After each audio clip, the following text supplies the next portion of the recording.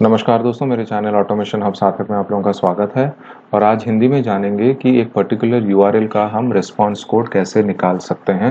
मैं ज़्यादा time waste नहीं करूंगा, पहले बता देता हूं रिस्पांस कोड होते क्या हैं। आप गूगल में जाइए और रिस्पांस कोड्स क्या होते हैं ऐसे टाइप कर लीजिए रिस्पांस कोड्स, और आप विकिपीडिया में आके चेक कर सकते हैं। देखिए, generally response code 1 series, 2 series, 3 series, 4 series, 5 series एक नंबर है जो डिटरमाइन करते हैं कि एक्चुअली आपका वेबसाइट का रिस्पॉन्स, जैसे आपने अपने एड्रेस बार में कोई भी ब्राउजर ओपन करके डाल दिया google.com।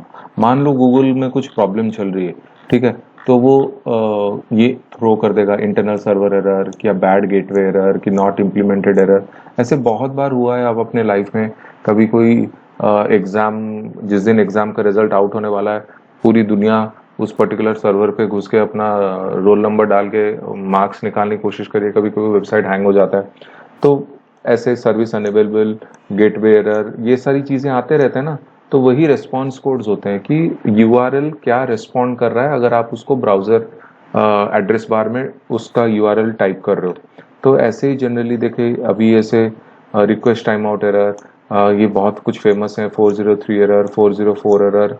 ये इंटरव्यू में भी पूछे जाते हैं, बैड रिक्वेस्ट एरर, कि 3 सीरीज 4 सीरीज एरर्स एक्चुअली होते क्या हैं। ठीक है, 2 सीरीज एरर होते क्या है। जनरली सक्सेस अगर होता है तो 200 ओके आता है, मतलब 200 आता है, ओके तो नहीं, मतलब 200 इज सक्सेस, मतलब कोई वेबसाइट अगर बराबर ओपन हो रहा है तो ओके आना चाहिए। तो हम ये डिटरमाइन करेंगे कोड के तहत कि एक्चुअली इस पर्टिकुलर यूआरएल का रिस्पांस कोड क्या है।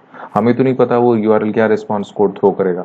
तो ठीक है, तो हमें पहले ये डिटरमाइन करना है। तो चलिए हम कोड में चलते हैं। पहली चीज, आप अपने प्रोजेक्ट में, अपने pom.xml में ये दो डिपेंडेंसीज आप मेबन रिपोजिटरी से, mavenrepository.com से डाउनलोड कर लीजिए।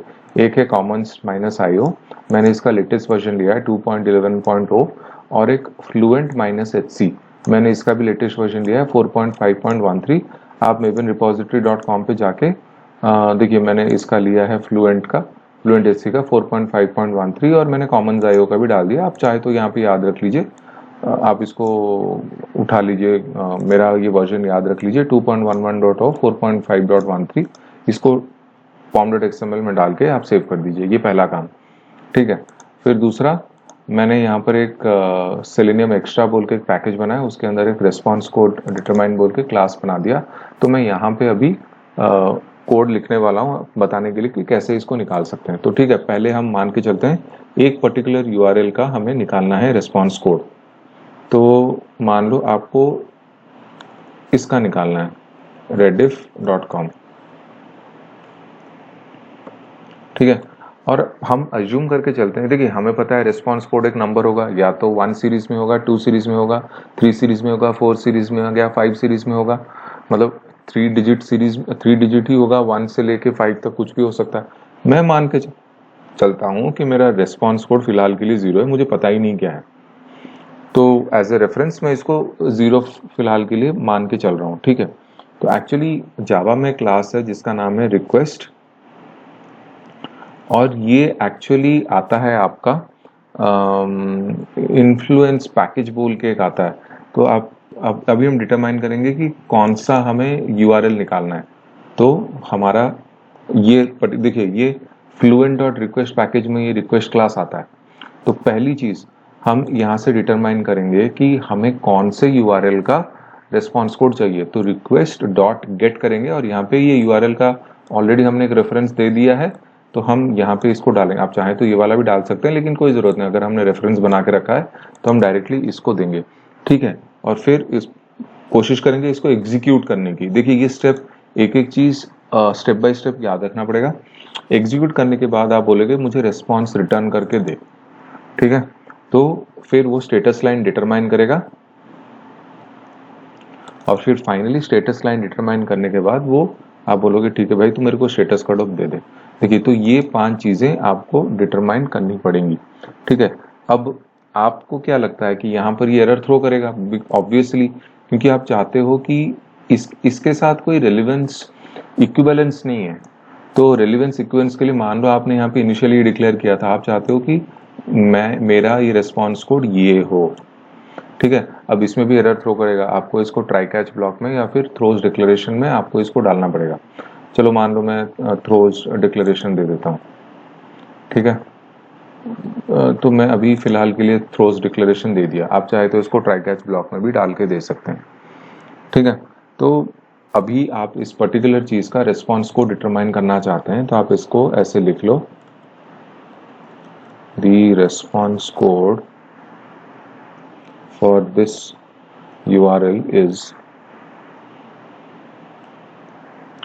आप इसका रिस्पॉन्स कोड डिटरमाइन कर लो, which is response underscore code. अभी हम इसको रन कर देते हैं और देखते हैं इसका आउटपुट क्या आता है। देखिए, the response code for this URL is 200, मतलब स्टेटस ओके है, ठीक है। तो रिस्पॉन्स कोड आपका 200 है। अभी आप बोलेंगे कि इसको, ये पर्टिकुलर कोड को करने का मतलब क्या है, वाई डू वी नीड। देखिए, कभी कभी होता क्या है ना कि देखिए, जनरली बहुत लोग बोलते हैं कि this is something which you should not use in automation. मैं इसको ऑटोमेशन फ्रेमवर्क में यूज करने के पर्सपेक्टिव से नहीं बता रहा, एक नॉलेज पर्सपेक्टिव से बता रहा हूँ। और ये कोई जरूरी नहीं कि आप इस पर्टिकुलर चीज को यूज करें ही करें अपने प्रोजेक्ट में, ऐसा कुछ हार्ड एंड फास्ट रूल नहीं है। लेकिन फिर भी अगर आपको प्रोजेक्ट में यूज करना है इंटरनली तो आप कर सकते हैं। तो मैं अभी एक छोटा सा यहाँ पर एक इसको कैसे प्रोजेक्ट में यूज कर सकते हैं वो बता दूं। बहुत लोग बोलते हैं कि इसको यूज करना नहीं चाहिए, ये वो, ठीक है भाई, उनका पर्सपेक्टिव है, मैं किसी के खिलाफ नहीं हूँ, ठीक है। तो आप यहाँ पे मान के चलो, इफ आपने इसे दे दिया, if response underscore code equals to 200, then web driver manager dot chrome driver dot setup driver equals to new chrome driver driver dot gate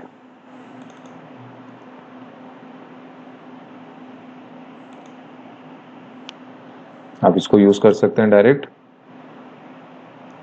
driver dot manage dot window dot maximise,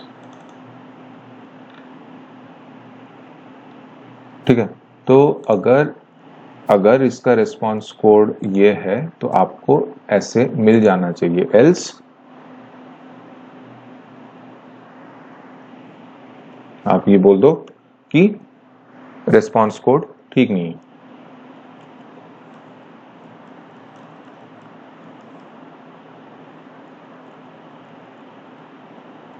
this is not the correct response code,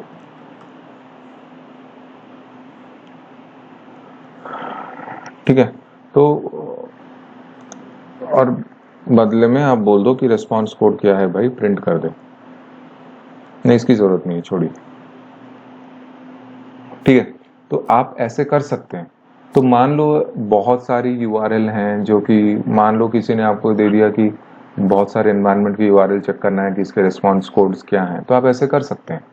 और या फिर आप अगर Excel sheet में लगभग 500-600 URLs हैं, ठीक है, एक पर्टिकुलर क्लाइंट के बहुत सारे टेस्ट एनवायरनमेंट्स होंगे, तो वो बस एक ऐसे एक छोटा सा असाइनमेंट दे दिया कि भाई मेरे सारे रिस्पॉन्स को डिटरमाइन करो, तो बैठ के मैनुअली थोड़ी ही करेंगे, इस पे भी कर सकते हैं डेटा ड्रिवन का कॉन्सेप्ट लगा के। बस मैं बोल रहा हूँ एग्जाम्पल के तौर पे।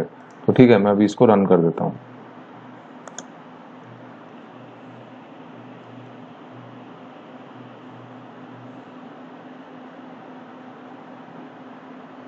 देखिए, क्योंकि उसका रिस्पॉन्स कोड 200 है तो ये आपका वेबसाइट ओपन करके दे दिया।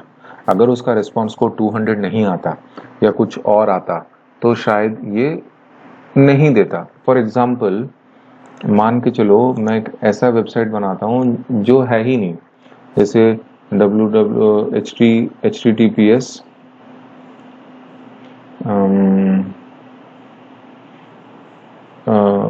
सार्थक ऑटोमेशन .com, ये URL है ही नहीं, this site can't be reached, ठीक है। मैं अगर इस URL को यहाँ पे बना के देता हूँ,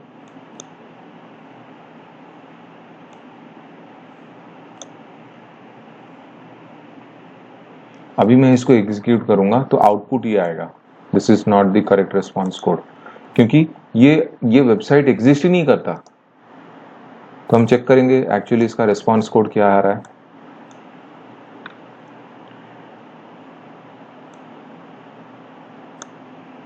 उप्स सॉरी,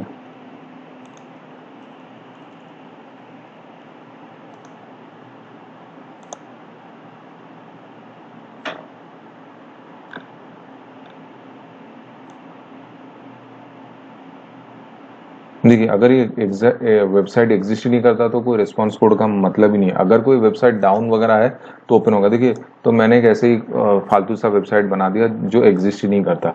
तो कोई ऐसा वेबसाइट आपको ढूंढना पड़ेगा जो एक्चुअली एग्जिस्ट करता है लेकिन किसी वजह से डाउन है। तो बेस्ट आपके प्रोजेक्ट में होता है। मान लो आपका UAT2 एनवायरनमेंट डाउन है, UAT1 एनवायरनमेंट डाउन है, उस बेसिस पे आप निकाल सकते हो। अगर वेबसाइट एग्जिस्ट ही नहीं करता तो वैसे भी नहीं निकलेगा।